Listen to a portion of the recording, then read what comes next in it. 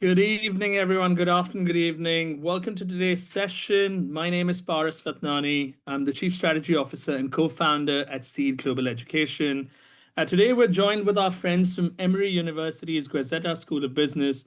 We're going to talk a little bit about the importance of experiential learning in career outcomes, what employers are looking for today, and much more.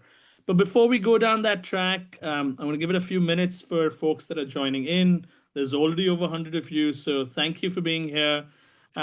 If I can request the folks that are joining in, just quickly on the chat functionality at the bottom of your screen, if you can mention the city you're joining us from, it'll give us a good gauge of who's in the audience as well. Just very quickly in the chat functionality, if you can put on the city you're joining us from.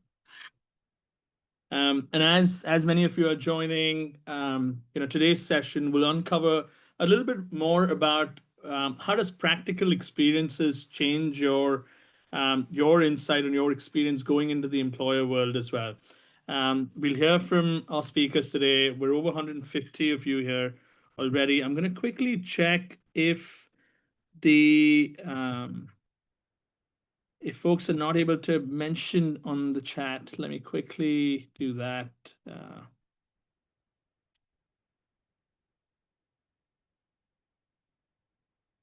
Okay, now it should be open. So if everyone, my apologies for that little technical glitch. If you can post in the chat functionality where you're going and coming in from. Lovely. We've got so many responses already. We've got people from Delhi, Lagos, Chennai, Kathmandu. Lovely to have you all here. Mumbai, Chandigarh, Karnataka, Varanasi, Dhule. Lovely to see you all here. Thank you for joining today. I've got an expert group of panelists here with me today. Thank you for everyone that's joining in from around the world, more specifically India and Africa today. What we're going to do over the next sort of hour is learn a little bit more about what it is like to see or experience practically the opportunities that Emory can offer you, and that helps you in the employer world afterwards. So employers today are increasingly seeking candidates who not only possess strong foundational skills or knowledge, but also have hands-on practical experience in applying that knowledge and technical skills in dynamic environments. This panel discussion today, initially that we'll start off with, will feature insights on the importance of gaining experiential knowledge on varied ways Emory is incorporating experiential learning in their specialized master's programs today. We'll also look at an up-to-date information on the skills employers are seeking and an in-depth discussion on the practicum curriculum experience, including student projects with major companies that Goizueta offers in today's time. Without further ado, I want to take a quick second to introduce my speakers to you today. We've got Scott Radcliffe, who's the Managing Director of the MSBA program. We've got Mary Hall, who's the Director of Graduate Admissions. We've got Haiti Hensela, who's the Senior Director of Career Management for Specialized Master's Programs. And we've got Kirsten Travers, who's the Associate Professor at Emory as well. So a very warm welcome to everybody who's here. Hopefully now you can see everybody on the screen as well. It's a pleasure to see nearly 200 of you join now, and to host our friends at Emory as well. So quick hello from everybody before we get started. I'll start. Thank you, everybody, for coming. We're really excited to have this opportunity to meet with all of you today, share some of the really special experiential features of our programs. And I'd like to thank my colleagues from Emory for taking time to join. We have some of the best and brightest from Emory here to meet with you today. Wonderful. So with that, what we'll do is before I go into the panel discussion, I want to take a quick heads up on the audience and just understand. You'll see a quick poll come up on your screen now. We want to know, which of the following do you think employers value the most in business graduates today? Is it strong technical and analytical skills? Is it real world hands-on project experience? Is it leadership and communication abilities? Or is it the global exposure and cultural adaptability that one can show as well? So just with a quick minute, if you want to give your response on the poll, which of the following do you think employers value the most in business graduates today? Nearly 20% of you have already responded. We'll keep the poll going for nearly another 30 seconds to 60 seconds more. Which of the following do you think employers value the most in business graduates today? Is it strong technical and analytical skills? Is it the real world hands on project experiences? Is it leadership and communication abilities? Or is it global exposure and cultural adaptability? And there might be, a combination of things, but what do you think is most valuable today to employers? All right, we'll keep the poll on for just another 10 seconds. If you want to take a quick jab at responding to that, which of the following do you think employers value the most today? Okay, we'll now close the poll. We can see 45% of you thought that the real world hands-on project experience is probably most important to employers. Great that that's something that we'll talk a little bit more about. The second, following that, was the leadership and communication abilities, followed by global exposure and cultural adaptability. And then lastly, onto strong technical and analytical skills. So, really resounding response in terms of what we believe today's session will help you think more about on the same topic as well. Um, so I'll start off with, in terms of the format of today's session, what we'll do is over the next 20 minutes or so, I'll ask the panelists some questions that are most um, pressing when it comes to the topic around experiential learning.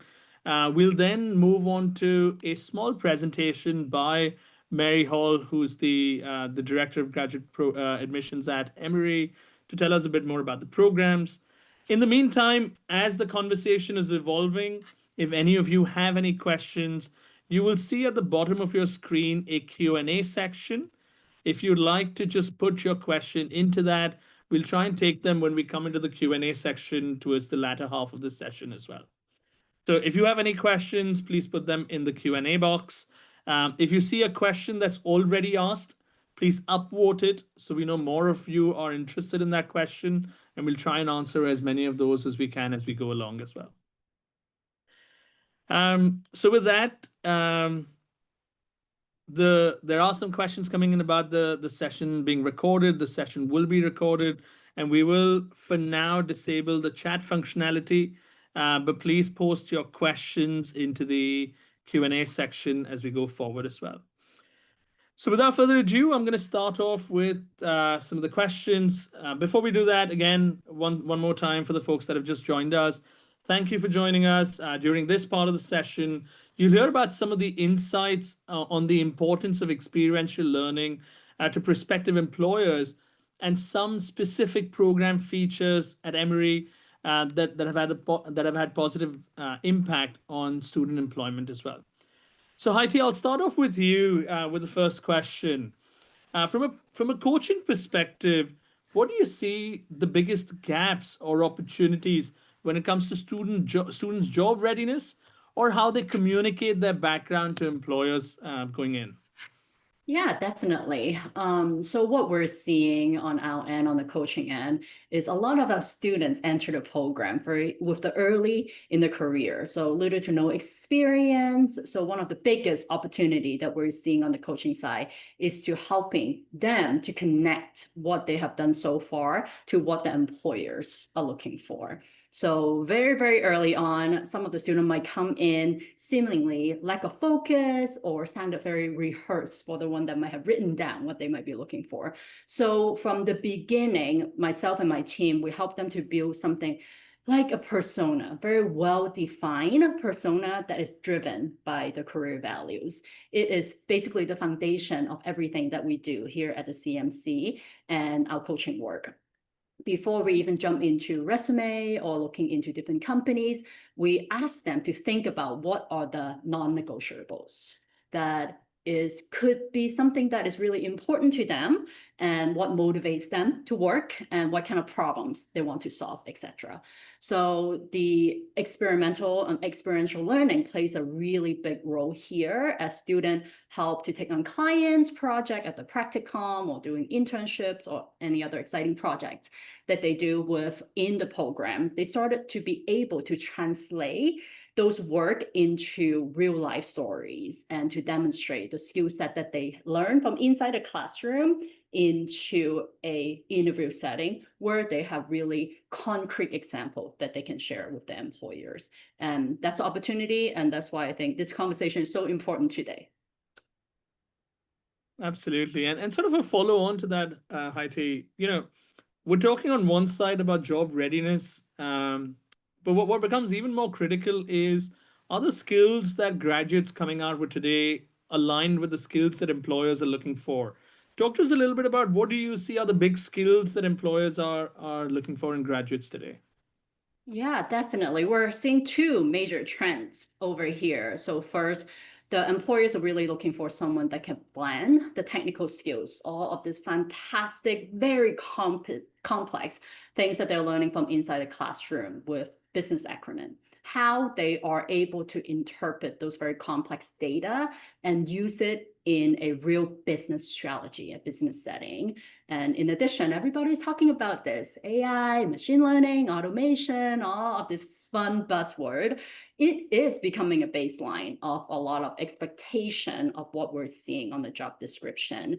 And since our specialized master program really built in the intersection of business strategies, data science, and technology, our students really have the opportunity to be at the front end of the curve to go deeper with this concept through the hands-on learning, through the practicums.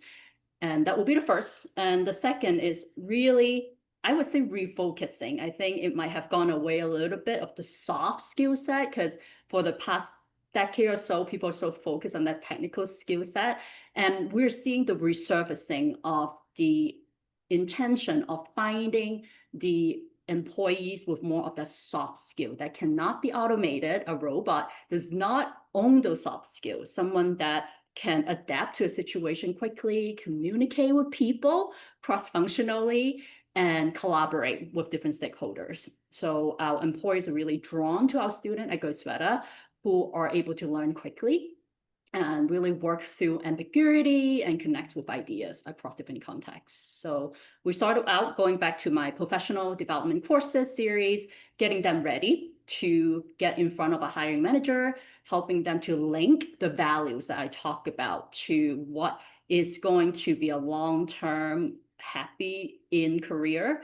And we also remind them to think about AI as the coworker, not a competitor. You might not be able to work 24/7 like a robot, but you are the one that are able to have those hallway conversation after a meeting, come out and talk to your director face to face and talk about how did you think about the meeting. Those skills that cannot be replaced. And that is one of the part that I believe within our program and our practicum really train our students to be able to do. That's really well put. And I think, this sort of highlights there's a lot of fear when it comes to, is AI going to take the jobs of the future?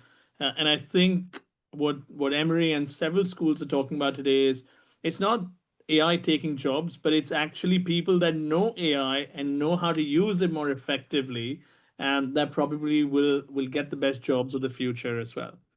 Dr. Chavez, I want to bring you the next question, and Heidi sort of referred around some of the programs of work that Emory is doing in particular, and given that you're an associate professor at the Practice of Finance, the Masters of Finance program at Emory was designed from the start to be a highly experimental and analytical program.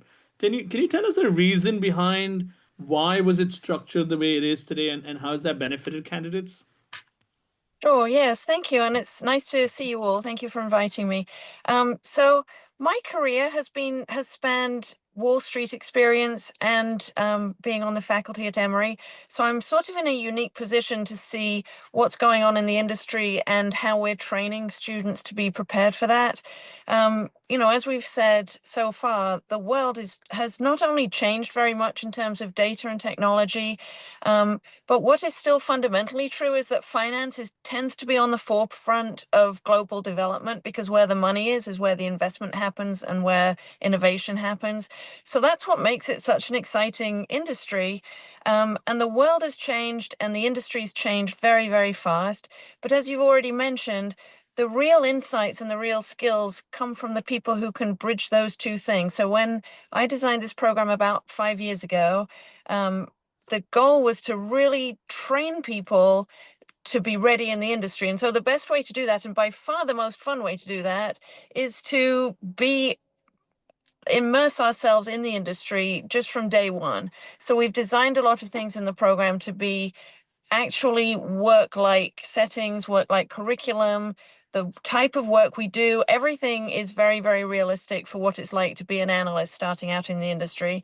And so they get a toolbox of skills, but then as people, they get the skills, and we work very hard to show them how to actually add the wisdom to that. So absolutely, there's a lot of data, there's a lot of analytics, there's a lot of programming goes on. But the people who are elevating themselves in the industry at every level these days are the ones who can see through all of that and see the simplicity in the complexity and add the wisdom to the results. Otherwise, you're nowhere. So that's what we really focus on, and that's the funnest way to do it as well. So there's that additional benefit. Absolutely. And I think, the ability to combine sort of that analytical mindset or that theoretical knowledge with being experimental, I think can lead to much more holistic outcomes as well. I want to follow on with that with another question, Dr. Travis. Can you talk to us a little bit about, and there's some questions coming up in the Q&A already about these things, but can you talk to us a little bit about some specific experimental elements at Emory, like the finance lab or anything in particular that you think uniquely positions Emory and graduates that are coming to Emory? Yes, sure. So the fact that we had the pleasure of designing this from sort of a blank sheet of paper in the last 5 years is what's made it really modern. So right out off the bat, our curriculum is laid out in 8-week terms instead of semesters. So it's a 10-month program, but we've designed all of the modules of the curriculum to be about 7 or 8 weeks, specifically because that's what it's like in the real world. Nobody in the real world, I've never, of all the analysts I've hired, I've never hired someone and said, come back to me in 15 weeks and tell me what you think of that. Like, it's a fast-paced kickoff right from the start. You mentioned the finance lab. So we have a state-of-the-art finance lab that we built specifically for this program. It's sort of the hub and the home of the program, where the students immediately get 24/7 access to the sort of quick pace of the financial markets that never close, because the sun is always up somewhere, someone's always trading something. And that also gives them confidence on day one as well, to know that they fit in wherever anybody's coming from, whoever they may be, whatever they've done before. We train them right from the first day to walk into that atmosphere and feel that they belong and they know what they're doing. It also gives us the tremendous benefit of having the perspectives of people all around the world. So we immediately have a lot of value from being able to tap into everybody's life experiences, wherever they may be from. So that's exciting too. I still teach the practicum course in the program, and that is where the students are my analysts. So they rotate through an analyst program as if at a Wall Street firm, starting in research, then sales and trading, and then into asset management, and then into senior management of a firm. And that's, again, just a realistic way to immerse them in the industry.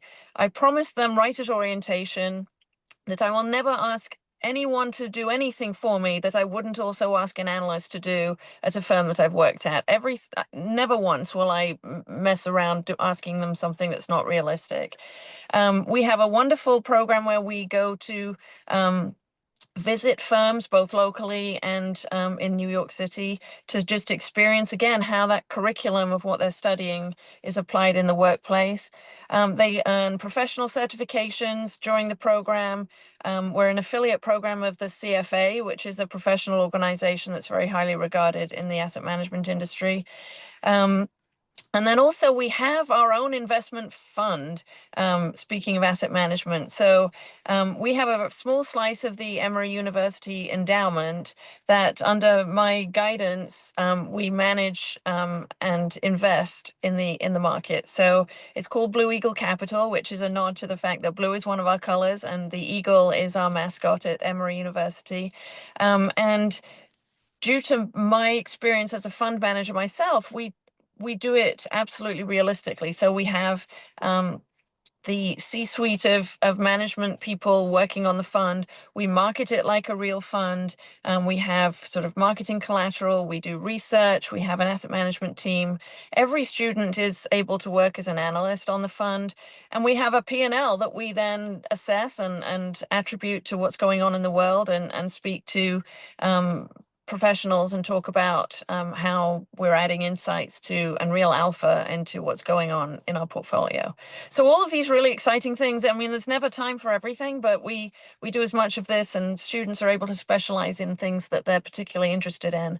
So one of my colleagues focuses on more of the quant side of finance, and he came from JP Morgan, built a lot of the AI infrastructure that JP Morgan is using in finance.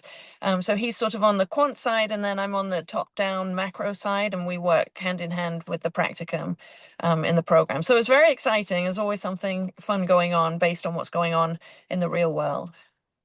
No, that's fantastic. And for everyone listening in, you're not just learning from the best, but you're actually doing the stuff yourself as well.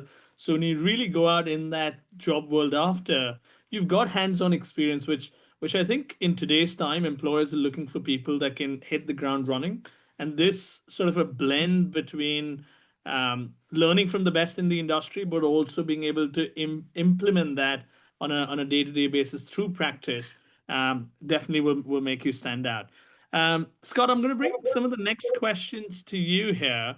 We've Sure. heard about the Masters in Finance program. Let's talk a little bit about the experiential learning opportunities in the MSBA program. One of the highlights at the Goizueta MSBA program is the Practicum project. Tell us a little bit about the role that the Practicum has played and what unique learning experiences have candidates had in the recent years. Sure, happy to do that. By the way, part of my role here is supported by the over 25 years of experience I had in industry in the data science, analytics, AI world, starting from my early career as the hands-on individual contributor to senior roles leading analytics capabilities in organizations. And so, with that experience, what I really love to do and what I believe is a differentiator for our program is developing the practicum project in a way that makes it as much like a real consulting experience as possible. We work directly with real companies, real clients, real data sets, and real problems.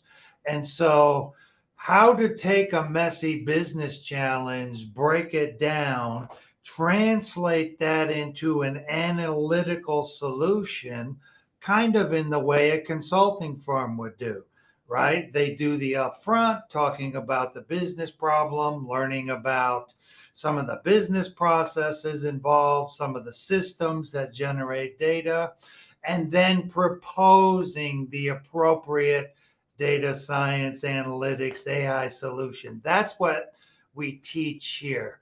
And having spent all of those years in industry, I truly believe that this experiential learning that we provide is really a differentiator because of the way we do it. Now, that's not to say, right, we downplay the technical skills. those are part of what we deliver very well, I believe, here as well. So in addition to that upfront, let's call it business consulting aspect of doing advanced analytics work, these practicum projects provide hands-on experience with all kinds, right? So, and as everyone knows, we're moving into the age of AI. And by what most people mean by that today is the new LLM based generative AI. But the reality is, as we talk with our clients for the upcoming spring practicum, what we're starting to see amongst advanced analytics teams is the integration of traditional machine learning with some of the AI based to combine those into applications that leverage the strength of both. And so when I think about the firms we work with, and in my 6 years here, we've worked with probably almost 40 different companies. Each student team of 4 or 5 has their own client, their own company. And what we see is that the particular organizations within a company that we work with, they are very vested in the learning experience of our students. And so we select carefully based on that kind of interest. Hope that's helpful.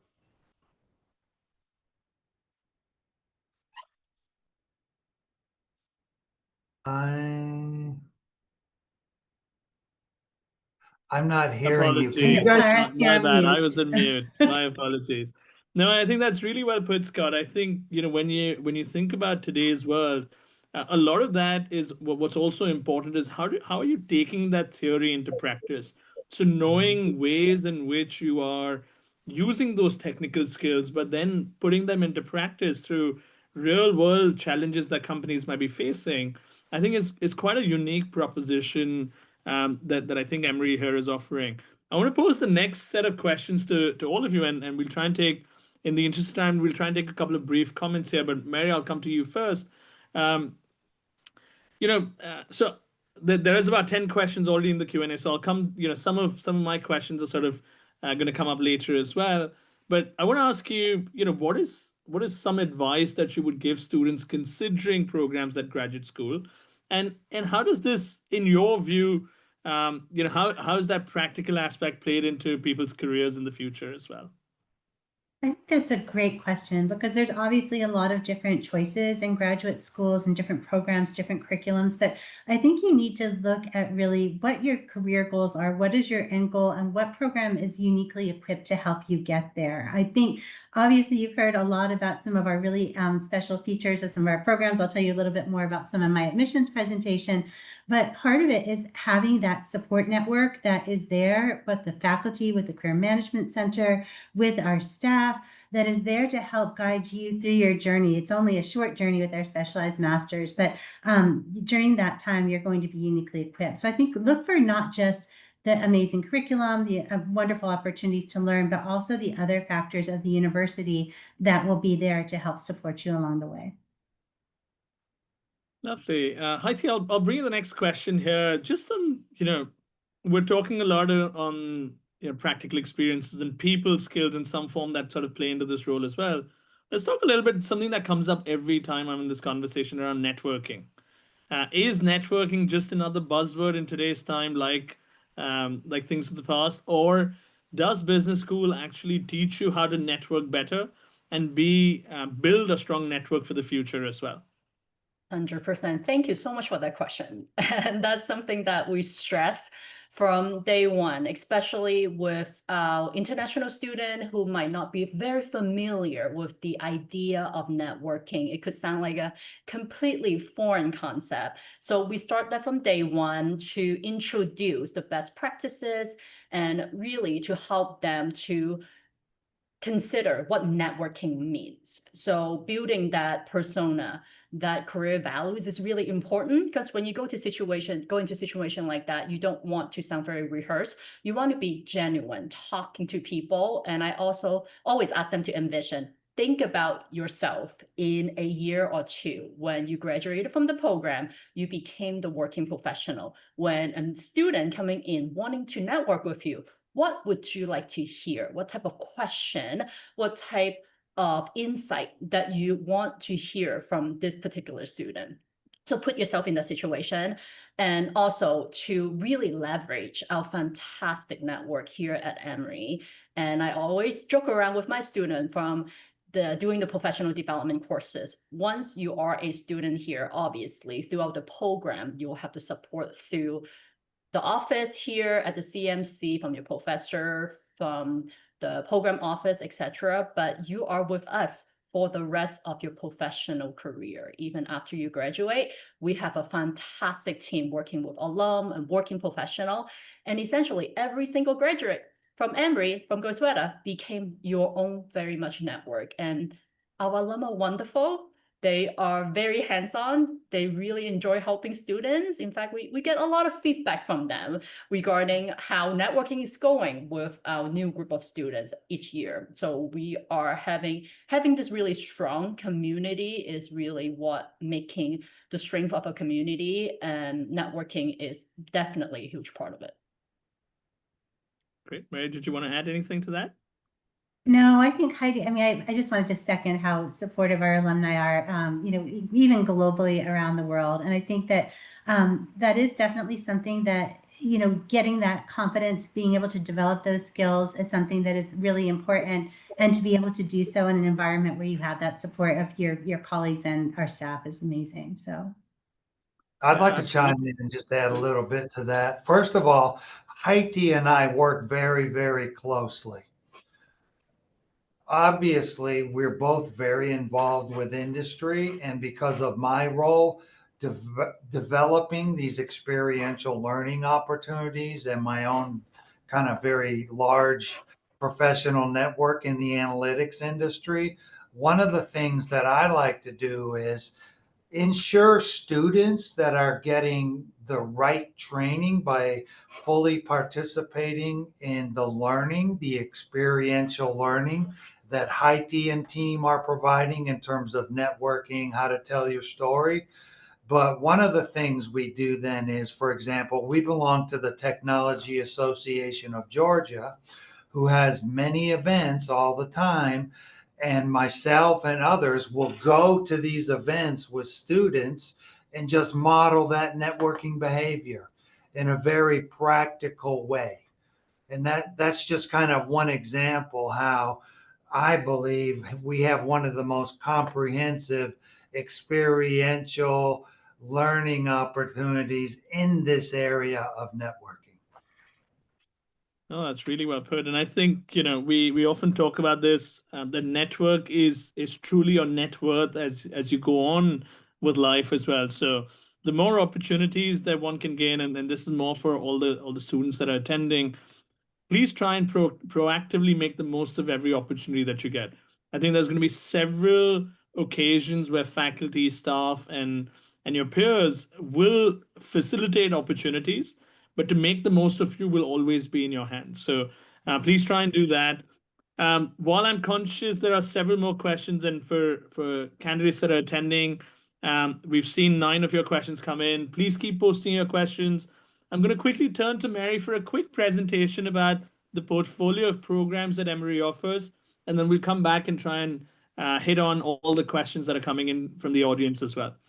Mary, over to you next. thank you, Paris. I'm going to go ahead and share screen. And really, you've had a chance to learn from a lot of our team here today about some of our wonderful things and about our program. But I'm going to tell you a little bit more about the detail of the program. I'm going to try and make this a little bit bigger so you all can see it. Sorry. There we go. Now I think it should be working. I just want to tell you a little bit more about Emory University in general, a little bit more about our details of our specialized masters, and also about how you would actually become a member of our cohorts through our application process. So I'm going to start with a little bit of background on Emory. Emory is a private institution. We were founded in 1836, and we are very well known not just for our business school, but we also have a lot of wonderful programs in law, medicine, nursing, public health. So a very well-known and well-regarded university. We are located in Atlanta, which is in the southeastern part of the United States. I'm going to tell you a little bit more about Atlanta in a minute, but really we are in a wonderful position to connect you with a lot of growing businesses, industries, and different opportunities that community provides. Some of the things that I think are most special about Emory is that because we are smaller, because we are private, you really do have an opportunity to become close with your faculty, with your cohort, with your staff, and have, obviously the fewer of you there are, the more opportunity to take advantage of these amazing resources. So I think that kind of environment is something that's really special about Emory. The other thing I did want to share is our location is really important. I think if you're thinking about where do you want to live and be a student, and also where do you want to launch a career, being in a place that is a thriving, safe, very exciting place to live, I think is very important. And I think Atlanta offers a lot of those things. We are home to 16 Fortune 500 headquarters, and over 75% of the Fortune 1000 has a presence in Atlanta. Many of the companies that Scott works with, and with our practicum project, companies like Kona, which is part of Coca-Cola, the Home Depot, Delta Airlines, every year these companies change, but a lot of them are located here in Atlanta, and having that access is really great. For those of you who are interested in Master of Finance, we are really one of the fintech centers of the world. Over 70% of all global financial transactions pass through companies who have a presence in Atlanta. So it's a great place to really leverage those resources as well. But then also you have, think about your quality of life here. For starters, our cost of living here in Atlanta is significantly lower than other major U.S. cities. You're paying for tuition. You'll also have living expenses. So to have your living expenses be a lot more cost effective, I think that's something to really factor in. We also have something for everybody. We have 5 professional sports teams, a major food scene, a lot of outdoor opportunities. We have a wonderful Atlanta Beltline that connects neighborhoods, huge music scene with over 60 venues, a huge art scene. So you will find something here to keep you happy and occupied, even in those moments you're not in the classroom. So I want to touch really quickly on just some highlights of our MSBA program and our Master of Finance program. Those are our 2 STEM designated programs. So you will be eligible for 2 years of OPT upon completion of those programs. The first one I'll talk about is our MSBA program. As Scott mentioned, it really is a place where we are teaching our students not just to focus on the amazing technology that they're learning and applying, but also how to combine business data and technology to become a business data scientist, to be able to contribute to your organization in more ways than are just technical, and to have that confidence and those soft skills that are really important that employers are looking for. Some of the areas of focus in the program are data mining, machine learning, data visualization. The program begins in July with an intensive summer experience, and you graduate the following May. So it's definitely a fast-paced full-time program, but you have a really interesting beginning of the program where you get a good foundational knowledge in analytics and data analysis. And then in the spring semester, you have an opportunity to break off into 4 academic tracks. You get to choose which area of specialization. So we have tracks that are in AI and business analytics, marketing analytics, and supply chain analytics. And you'll be pursuing those electives alongside the work that you're doing in the capstone project.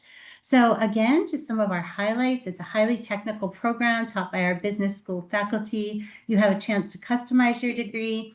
The semester-long practicum project, you will be beginning in January. You'll be in a team of 4 to 6 people working with your actual company on that actual real-world problem, and then be able to present some actionable solutions right before the program graduation in May.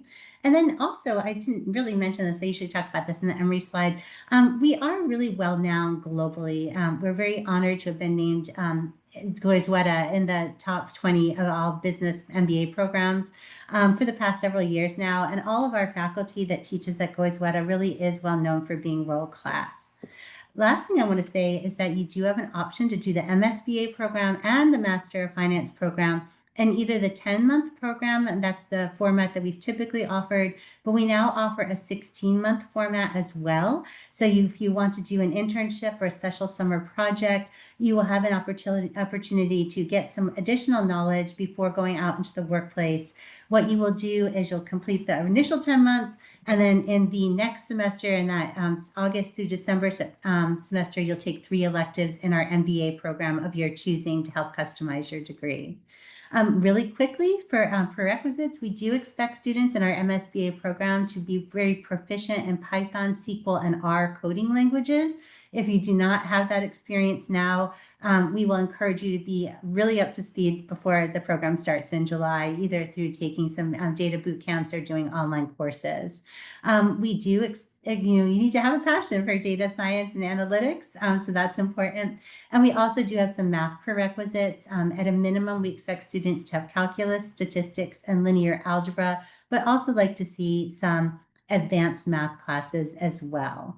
On average, our MSBA students have about 1 to 3 years of professional work experience, but you can come in with just internship experience. We have also accepted students who have up to 10 years of work experience. It's kind of on a case-by-case basis for the students who have more professional experience, just to make sure the program will be a fit and will help them achieve their career goals. We do not have any required majors for the program, but we do ask that students have demonstrated quantitative skills in their either their undergraduate education, master's education, or work experience. Really quickly, this is the area that both Scott and Heidi were alluding to. There's a lot of wonderful career outcomes for MSBA. You have a lot of different industries that you can really gain entry to through this program. It's not restricted. You can see we have some select job titles: data scientist, business analyst, operations analyst, strategy and operations manager, and then a variety of different companies, everything from consulting companies like EY to major corporations like Amazon, the Home Depot, and also financial institutions like Truist and Vanguard and Visa. But again, the sky is the limit. I'm trying to go quickly. I'm sorry, I'm speaking so fast that I want to get this information to you. The Master of Finance program, the program that Dr. Travers was referring to, was really designed to be the future of finance. She did an excellent job talking about some of our highlights of our program, so I won't belabor those. But again, it's a unique program designed by professionals who are in the industry and industry knowledgeable to help bring you up to be the a contributing member from day one. It's a data-driven STEM curriculum that exposes you to all areas of finance. You get to work in our amazing finance lab. Over 90% of your classes will be there. And it does provide more of an on-the-job experience. Dr. Travers says that she likes to make it seem very fun, very engaging, and very experiential. Some of the other things that she mentioned, we already talked about. You can see here in the middle picture here, that's our finance lab, the heart of our program. And we also have, again, the Blue Eagle Capital Group, the choice of your spring practicum, the affiliation with CFA, and all of our offsite visits. In terms of prerequisites for the Master of Finance program, our ideal candidates have a clear and demonstrated interest in finance. And we take all majors again, but we do, I think quantitative exposure is helpful. We would like to have you have some related internships and on average up to 1 to 3 years of work experience, but again, on case-by-case basis, up to 10. And then we don't have any academic prerequisites for this class. We don't require any math courses or statistics courses. Just again, quantitative exposure is helpful. Also, being open-minded to different career paths in finance is really important. A lot of people are knowledgeable about investment banking, and that's kind of their go-to when they say what their career goals are, but that's not always for everybody. It may not be the best suited area, and there may be some areas of finance that are really fascinating that are a really good fit for you. So we ask our students to be open-minded to all these opportunities. And then finally, we do require for both MSBA and Master of Finance, we do require the GRE or GMAT. We have no preference for which test, but we also do have a separate test waiver application for the students that have not taken those tests or would like to try to opt out with a test waiver. Some of our selected career outcomes for Master of Finance, again, ranges everything from corporate finance roles to consulting roles to roles working in investment banks or investment related, adjacent fields, business analysts, credit analysts, data scientists, investment management analysts. There's a lot of different types of titles. And again, a lot of really well-known and well-regarded companies that our students gain employment at. So I'm going to just wrap up a little bit. I want to talk a little bit about the application process, but also one of the things that's really important to students is that we do consider every student for all of our specialized master's programs automatically for merit scholarship consideration. So we will be looking at your application holistically, looking at all of the different things that really have brought you to the space where you're at now, both academically with internships or work experience, your leadership opportunities, and the students who are most meritorious, I guess is the best way to say it, will receive the top awards. We also have seed scholarships that you may apply for. I'm sure that Horace can provide a little bit more information about that process, but there are definitely some seed designated scholarships that we would encourage you to apply for. It's a really wonderful opportunity to help reduce some of the costs of these specialized master's programs. In terms of how to become a part of our cohort, really this process is similar for both programs. You start by going to the website of the program of choice and you start your application form. You'll create an applications portal. You can return to it as you wish to work on it. We do, as I mentioned, require GMAT or GRE or the application test waiver. We do require the English language proficiency test, either TOEFL, Duolingo, IELTS. We don't really have a preference for which one, but if you did do your undergraduate education where you were instructed in English, or if English is a native language of commerce in your country, as it is in India and Africa, where many of you are from, we do not require these tests. So most of you will be exempt from that requirement. We ask for a resume, 1 to 2 pages in length. We also ask for transcripts from every institution you've attended. They don't need to be official. We have a written essay and a short answer. You have a choice of 3 short answers for both programs. We ask you to complete a 60-second video essay, which is just a chance to get to know you better, a little bit more about your personality. It's something you record in the portal. My one hot tip on this is please do not use AI to generate an answer to that question. We can always tell if you're reading it. And we really want to get to know your genuine, authentic self. So just don't worry about the video essay. It's nothing to worry about. Just be authentic and use your own words. We ask for recommendations, 2 of them from either a professor or a professional supervisor or a coach or mentor. And there is a required interview for each of these programs. It is by invitation only. So if you do receive an interview invitation, please be sure to accept it soon so you can schedule an interview at a time that's convenient for you. And I just want to conclude by saying the other thing that's required is a $150 application fee. But as an attendee of this session, we will be getting all the names from Seed and you will be receiving a waiver for that $150 application fee as a thank you for attending today's session. Finally, just to wrap up, when to apply, we just passed our round 1 deadline. For round 2, our deadline for MSBA is January 14th, as well as for MF. Round 3, MSBA is March 11th, and MF is March 4th, Master of Finance. Round 4, we have a 4th round for Master of Finance. That is May 20th. As international students, we do encourage you to try and apply by round 2 and round 3 at the latest to give us more time to have you work with our ISSS department in securing your visa. Otherwise, we give equal consideration in all rounds. We do have more merit scholarship funding available in earlier rounds as well. So I tried to do it as quickly as possible so we'd have some time for Q&A. I'm happy to answer admissions questions in the Q&A as well, and I'll also provide my contact information.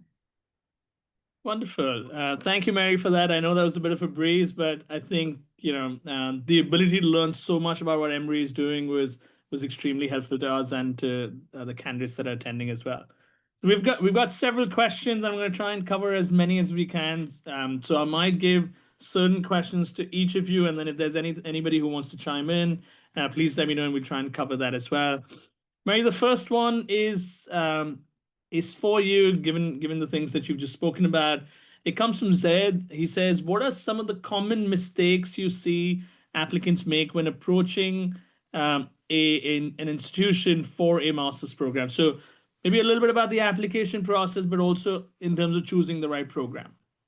Sure. I think that you kind of actually just put the words in my mouth. I think one of the biggest, I wouldn't say mistakes, but areas that you really should focus on is making sure the program is the right fit and that you're qualified for that program. I think it's really disappointing when we see students put a lot of effort into an application, but they haven't either met the prerequisites, or they really don't have an interest in that field, or they really haven't, academically or whatever, come up to the right requirements. We do look at everybody holistically. So, if maybe you didn't do really well in one semester, don't worry, still apply. We definitely take all these things into consideration. But I think for starters, being aware of your fit for the program and for that university is really important.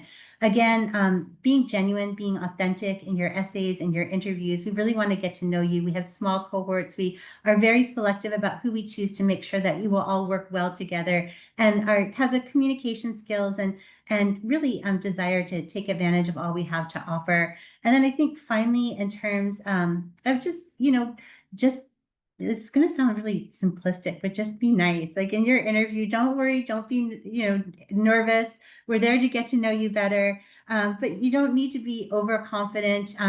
Just be yourself and just be nice. So that's my simplistic advice. So That's so well put. And I think, one word that folks hear a lot about when going through this process is the word authenticity.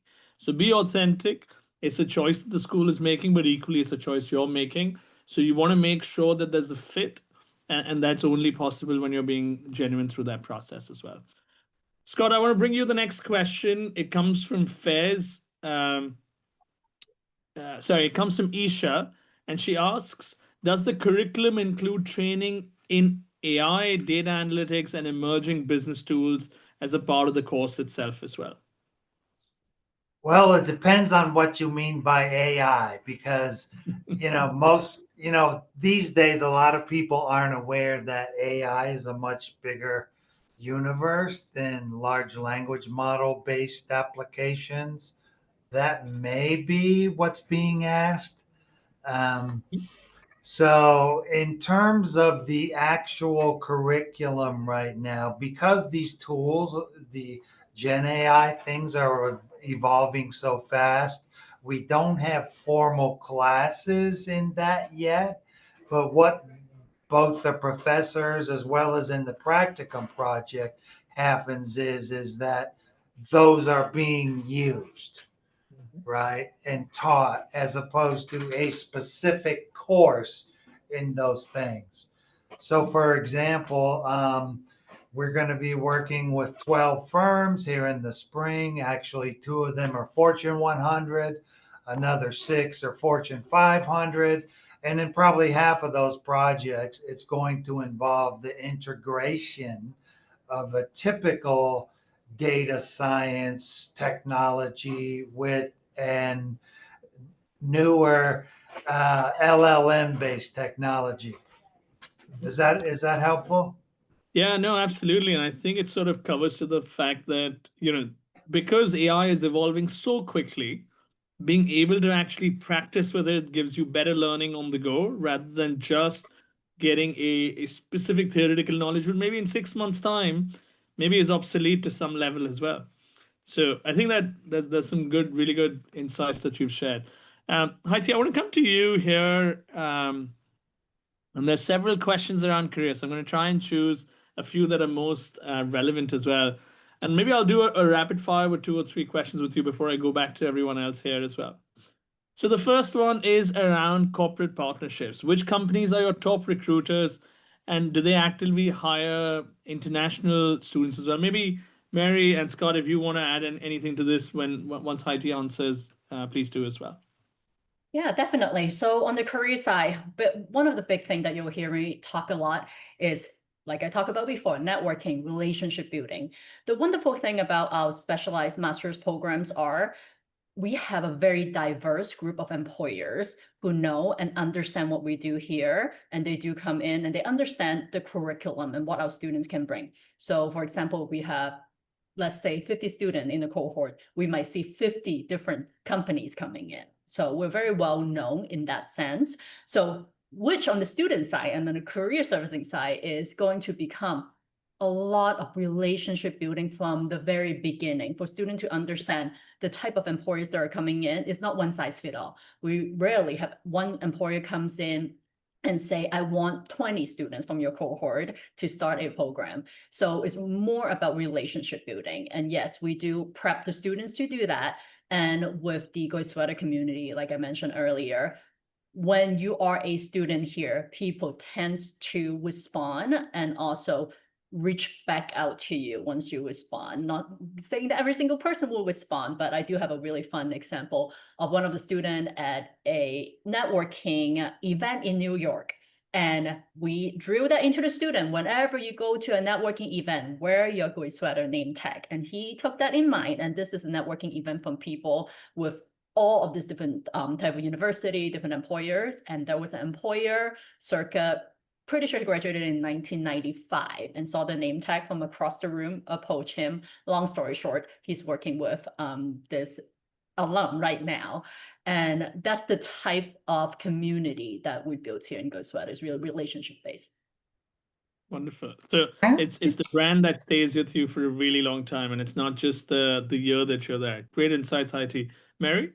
I was just going to add on, I agree 100% with Heidi said, but just to address the question about how are international students able to secure work in the United States.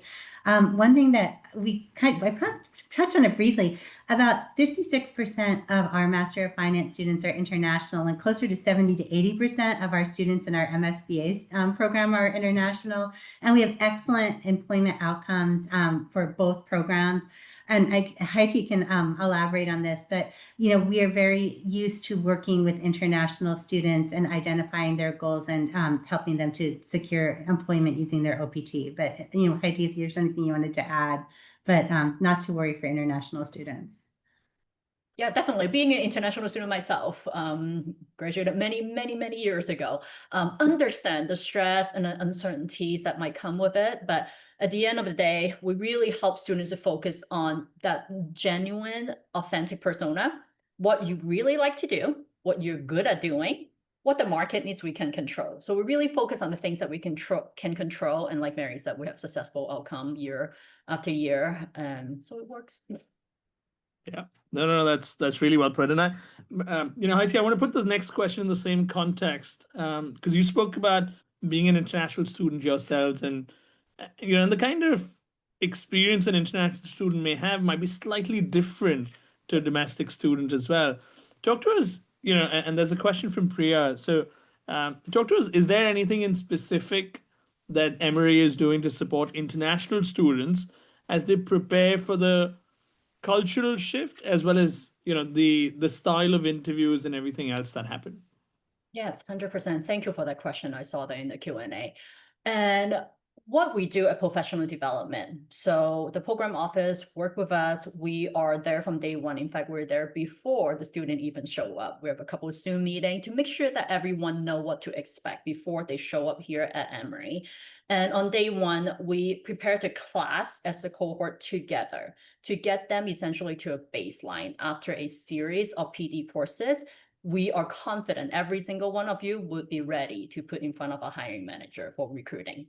But what more importantly for myself and my team is that one-on-one coaching.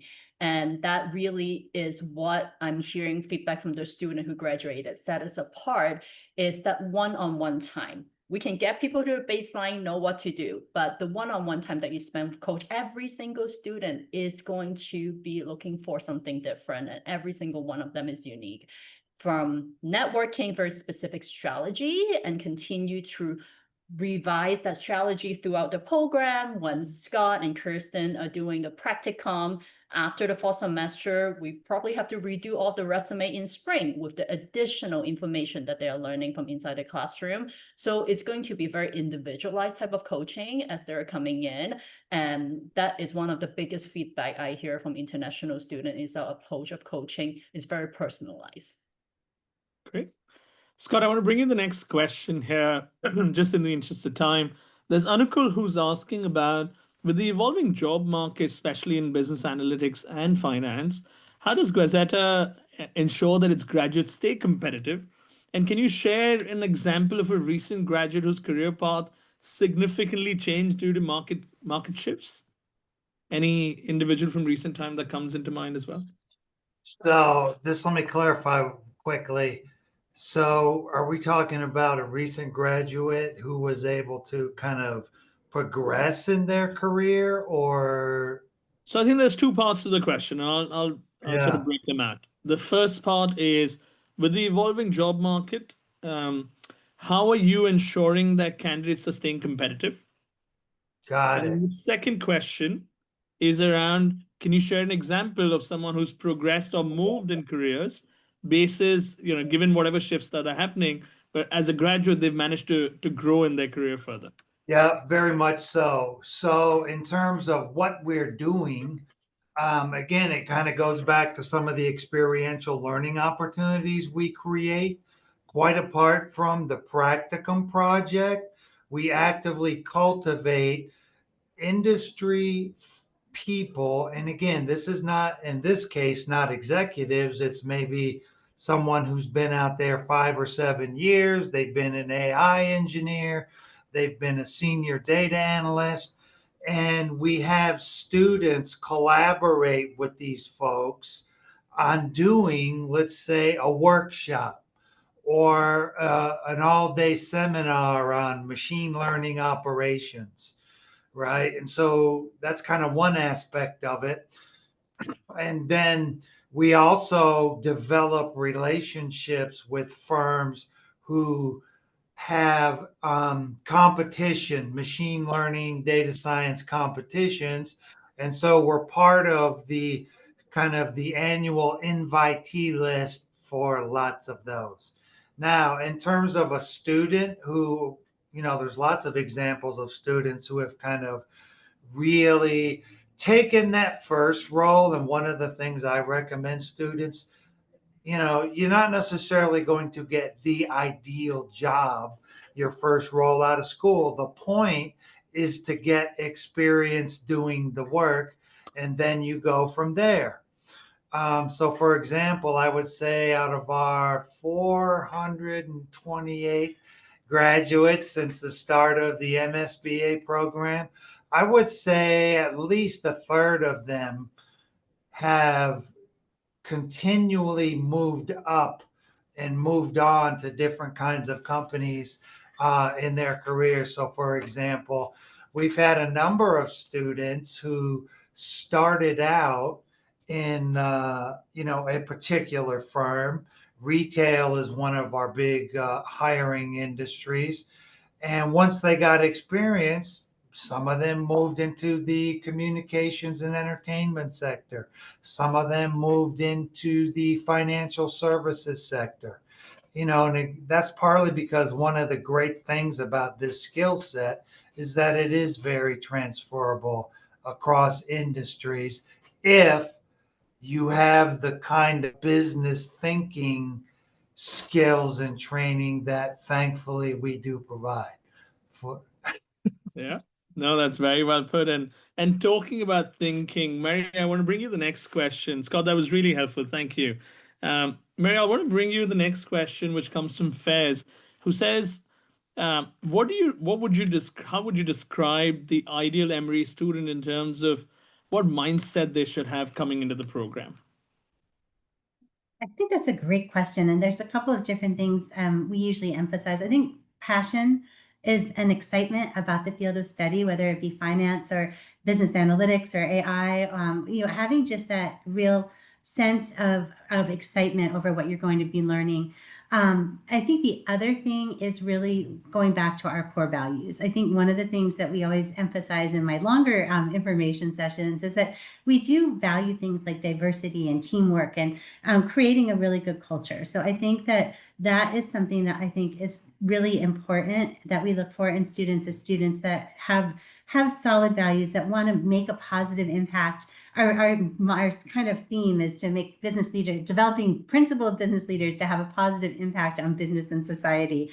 And we don't just say that, we mean it. Like, we want people that are not just focused on their own professional growth, but really want to contribute not just in the classroom, but beyond in their company and also in society. So I think having that mindset is something that is a commonality among our successful students. Wonderful. Scott, would you like to add anything to that? Yeah, this is kind of echoes what Mary said. I think one of the values that I see expressed in the students that come to our program is that they're very collaborative, especially with each other. And that's one of the things that I think the companies we work with really like about working with us on projects. And again, not everyone, there's a, a normal distribution of willingness to be collaborative, but we are definitely kind of on the good side of that distribution. Wonderful. No, thank you. And having seen several Emory graduates over the course of the last decade, I can vouch for the kind of impact they're creating in the world today as well. So just last question, and I know this is something on a lot of people's minds. And this comes from Shivart, who's saying, I want to ask about the current H-1B visa issues and what's your take on it? In the last month or two in particular, there's been a lot of noise around what the working rights of international graduates or people in workforce on H-1B looks like. Just to break the myth or break the misconceptions that are going on, would you both like to throw some light on what the current stance is? I can take that. I think honestly, obviously it's something that in higher education, we're very concerned about some of the policy changes, and we have a strong team of legal representatives at Emory that are really looking into what does this mean and what is the impact of our students. And we're learning more every day and getting a better, clearer definition of what this will entail. The most recent guidance that we have received is that current students who are currently holding student visas will not be subjected to the additional fine for the H-1B visa. And we anticipate that will be true of all students who are coming in with the student visa, that there won't be any kind of a fee or fine associated with converting your F1 visa to H-1B. So it's better news than when we first heard this. Again, we always are trying to just look to the experts in the field, because we are neither Scott nor I are visa experts, and we just do our best to help support our students through the process. But at this point, the news seems a little bit better than what we'd originally heard. So I really can't add much to that without just giving opinion. But I will say this, that folks maybe want to keep in mind, is that when similar kinds of major policy decisions have been implemented in the current administration here in the United States, that more often than not, it comes out as kind of a big explosion. But then as the world absorbs that things tend to change and not be as harsh. That's my personal observation. No, absolutely. And just from a current information point of view for students that are here, what has been articulated on the US consulate websites as well is that anyone who is in the US and switching categories from an F1 to an H1B is not it doesn't need to comply with the 100,000 fee that has been put in. It's only for individuals that are coming to the US specifically for work employment from outside applying for their visa is when employers have to commit their fee. So with that, there is good news, and obviously the US remains a very popular destination for candidates thinking about a specialized master's or MBA program. I want to thank both of you and Haiti and Dr. Travis who were here with us earlier today as well. I know we've gone slightly over time, so thank you both for staying with us and answering questions. And hopefully for all the students that are here, this was informative, learning about the practical side of things at Emory University, and also hearing thoughts from Mary, Scott, Haiti, and Dr. Travis. Yeah, I would just like to say before we close, you're welcome to connect with me on LinkedIn and send me a message if you'd like to chat. Likewise. Absolutely. Thank you everyone for joining in today, and hope you have a great rest of the evening. Thank you for having us. I was going to say it's our pleasure. Thank you for inviting us to join. So thank you. Thank you.